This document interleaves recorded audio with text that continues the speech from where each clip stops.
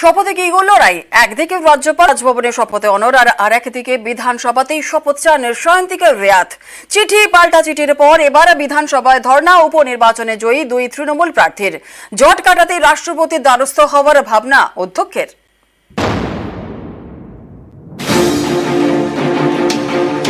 ফের রাজ্যপাল বনাম রাজ্য, এবার শপথে সংঘাত। এখনো আটকে বিধানসভার উপনির্বাচনে জয়ী দুই তৃণমূল প্রার্থীর শপথ। রাজ্যপালের বিরুদ্ধে প্রতীকী প্রতিবাদ দেখাতে বুধবার বিধানসভায় ধর্ণা তৃণমূলের দুই জয়ী প্রার্থীর।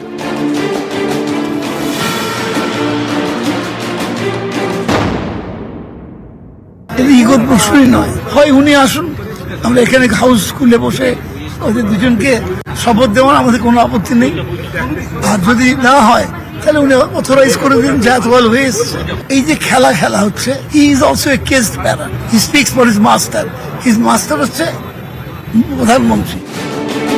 এবার লোকসভা ভোটের সঙ্গে উপনির্বাচন হয় রাজ্যের দুটি বিধানসভা আসনে, উত্তর 24 পরগনার বরানগর এবং মুর্শিদাবাদের ভগবানগোলা। 4 জুন লোকসভা ভোটের সঙ্গেই ফল ঘোষণা হয় এই দুই বিধানসভা কেন্দ্রের। তারপর কেটে গেছে 3 সপ্তাহ, এখনো বিধায়ক হিসেবে শপথ নিতে পারেননি দুই তৃণমূল প্রার্থী, বরানগরের সায়ন্তিকা বন্দ্যোপাধ্যায় এবং ভগবানগোলার রেয়াত।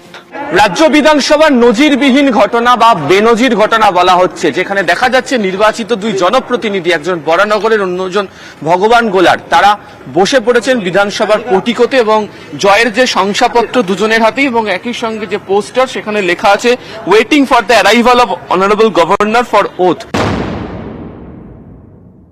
অন্তত উনি যখন বাইরে চলে যাচ্ছেন, উনি অন্তত এখানে কাউকে অ্যাপয়েন্ট করে দিয়ে যাক বা আমাদের বলুক যে আমরা কি করব, সেইটার ক্ল্যারিটি জেনে ওনাকে একটা চিঠি করেছি।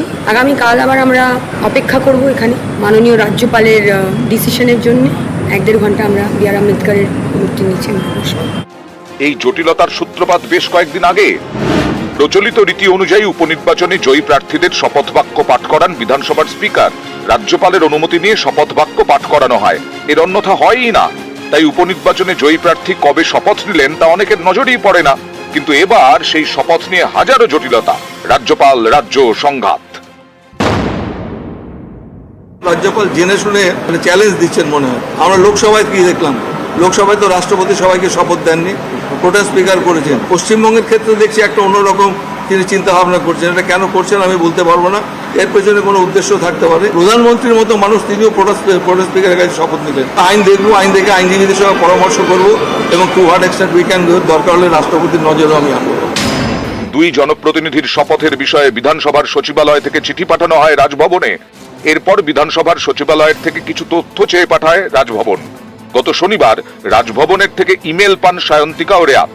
তাদের বলা হয় 26 তারিখ রাজভবনে শপথ নিতে আসতে। সোমবার এ বিষয়ে কথা বলতে অধ্যক্ষের কাছেও যান তৃণমূলের দুই জনপ্রতিনিধি। এরপরেই তারা চিঠি দিয়ে রাজ্যপালকে জানিয়ে দেন রাজভবনে নয়, বিধানসভায় অধ্যক্ষের কাছেই শপথ নিতে চান। কিন্তু রাজভবন এই আর্জি মানেনি, তারা নিজেদের অবস্থানে অনড় থাকে। আবার তারা সায়ন্তিকা এবং রেয়াতকে ইমেল করে। বুধবার দুপুরে রাজভবনে শপথ গ্রহণের আমন্ত্রণ জানানো হয়।